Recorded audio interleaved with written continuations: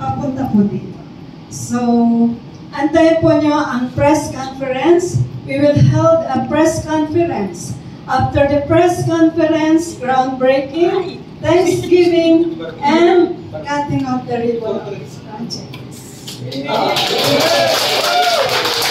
As soon as possible na po ito, nandito na po yung mga magpapapress con. Hindi lang po kami, mga international, nandito na po sila. So, kasama natin sila. At saka, ang pagheheldan ng groundbreaking is dito na rin kung saan hineld ang bagong Pilipinas. And this is for all, not only for us. Ang mga landowners international, buong mundo, kinakausap ko sila sa tuwa. Nagkakapi na nga lang sila na iiyak na. So, si Kuya Jojo, unang umiyak. Isang doktor, isang engineer, at si Kuya, sa tuwa lang. Kasi, sabi nila sa akin, mula pa noon, binuhos na rin nila ang buhay nila dito. So, lahat po tayo, binuhos natin lahat. Ito, all ng mga time natin lahat. Kung ako lang, sana, nandun ako sa Canada, nandun ako sa Amerika, pero God doesn't want. Kasi, nung nagplano ako na pumunta ng Amerika, nag-pandemic. Sabi ko, may plano talaga. So, hindi ko ito pwedeng takbuhan. Kasi, tayo yan eh. Opo. Naiiyak lang ako minsan. Maraming mga pagsubok, maraming mga marami ang kaming may nagda-down dyan, may nag-aano dyan, but hindi, malakas lang talaga yung loob ko. Kasi sabi sa taas, do not give up. Opo. Kaya, natutuwa ako, nung nag-conference kami ng mga diplomat, kaya ninyo, sa Cavite, umiiyak sila, matatanda na po sila. Sabi ko, ano nyo? Sabi ko, wala man akong nakitang teenager. Dito, puro senior citizen.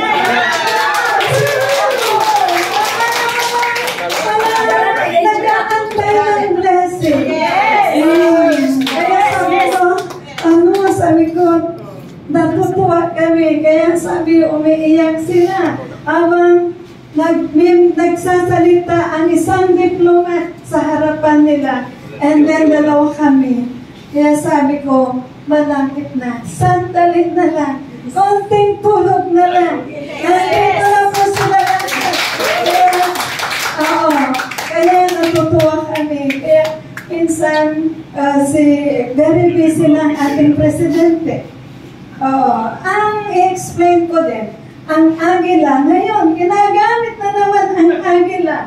Like they do not know what this agila is. Yung mga yon na gumagamit, gusto rin nilang maghanap buhay.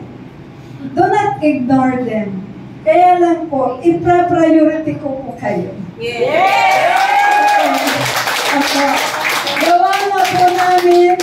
Gawa na po namin ang lease contract. Ang lease contract na yan, ang sabi sa akin, kung wala kang firma at wala kang thumbmark, that is not approved. So, gawa na rin namin ang lease contract. Luzon, Visayas, Mindanao. Ito, inupuan ko ito. Talagang,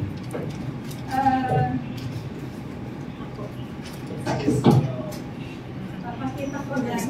Sorry for eyes.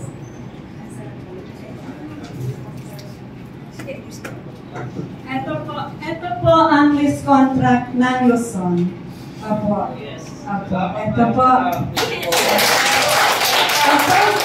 Binigay ko na ito, pinapirmahan ko ang lease contract na ito. Halimbawa, example si ate. Nagpirma na ito, approve na ito.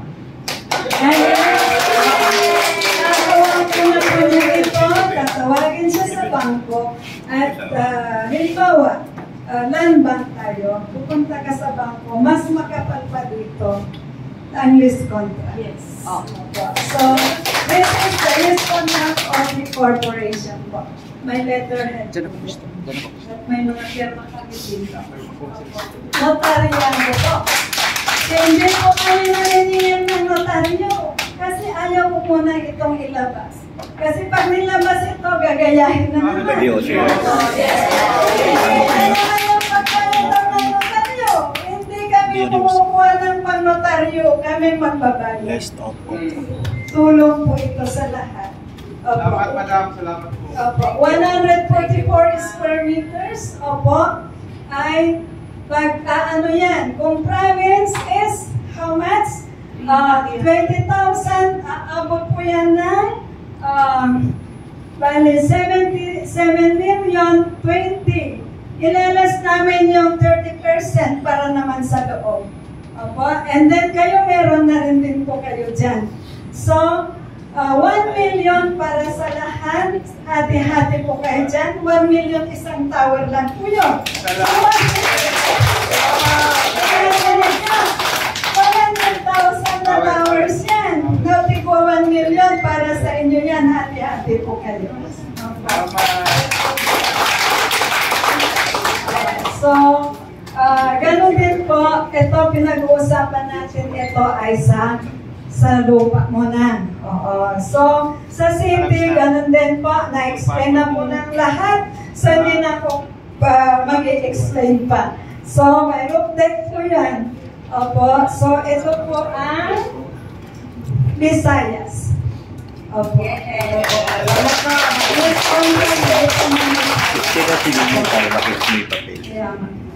Ito rin po ang lease contract ng Mindanao.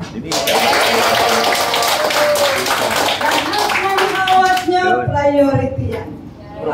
Priority.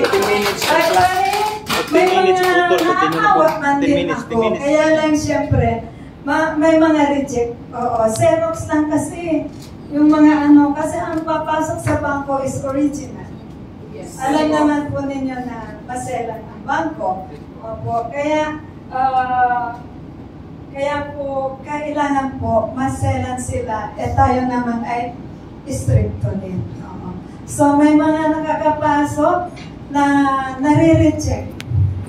Kaya lang, kasi siniserox lang po. So, pero kung halimbawa, yung mga hindi makapasok at kukulangin tayo, ay pwede naman na po. Pwede rin naman natin ano ito.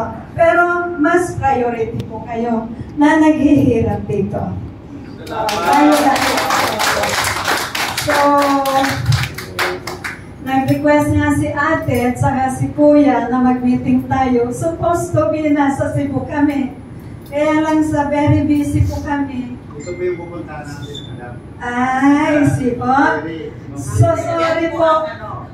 Leaders po ng Region 7. Ay, okay po. I'm so sorry dahil very busy po. Marami pong inaayos. At maiikot ko naman po kay lahat. Kasi individual po ito. Ako po yung nag-a-approve.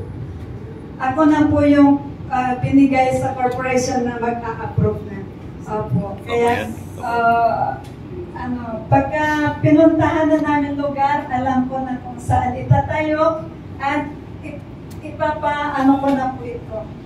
Opo. Ganon din po yung beneficiary. May beneficiaries din tayo na ipapamigay, hindi rin namin yon ilalabas. Opo, kasi nauubos ang budget sa kabubulsa. Ayaw po ng presidenta na yon kasi this is for NGOs po kasi tayo, non-sectarian po tayo. Hindi po tayo kasi ibibigay namin ang form. Halimbawa tayo, isang grupo tayo dito. Punta tayo sa isang lugar, ang form, ikot tayo, then pirma, kunin. Opo. Yan po, ipapamigay. Walang picture. Wala po. Beneficiary po para sa beneficiary. Kasi we will have 70% for the project and 30% for all beneficiaries. Yan sinasabi ni Apo Marcos.